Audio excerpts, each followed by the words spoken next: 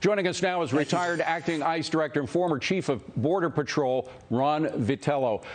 So, Ron, I'm sure you heard that report from Brian.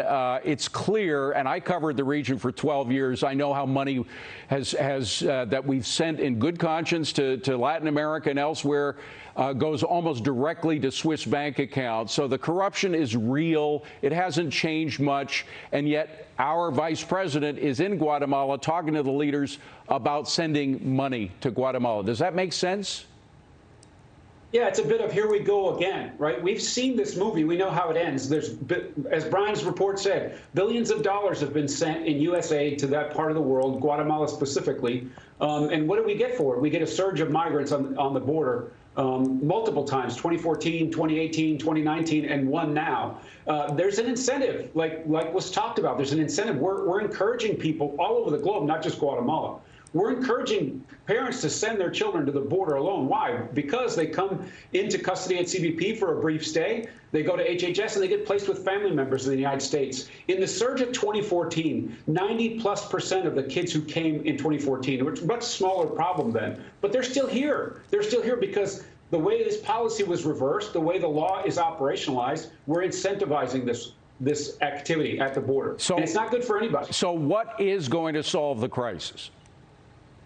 Well, what always solved it before was a consequence. If you came into the country under whatever circumstance, you're seeking asylum, but you came illegally, you got to see a judge and you got a due process, and you were detained until you saw that judge and he made a decision, or he or she made a decision. Then you were sent back. If you close the loop on this activity, you get less of it. It happened in 2006, it happened in 2014, and it happened at the end of 2019.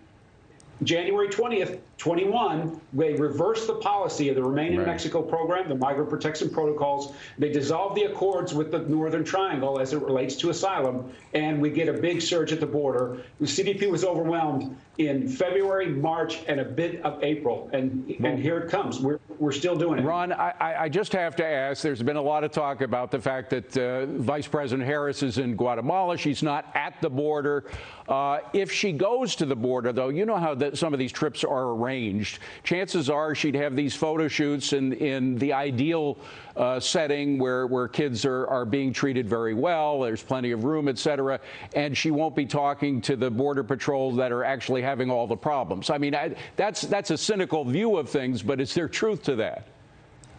You might be right. If they don't set up the right kind of experience for her, it's not going to be helpful. She's not going to learn where the challenges are. When I was a leader in government, I wanted to go to the front line. I wanted to see what my workforce was being challenged with. And so it could have that aspect. It could give her an idea. It could get solutions that bubble up from the field and how we can make things better. So I would encourage her to do it. I know the workforce would really appreciate it. Well, the workforce and, frankly, a lot of farmers and business people on the borders who are worried about their property and their businesses going forward. We'll see if it happens. I don't know how much longer she can put it off. Ron Vitiello, great to see you, Ron. Thank you very much for being here. Appreciate it.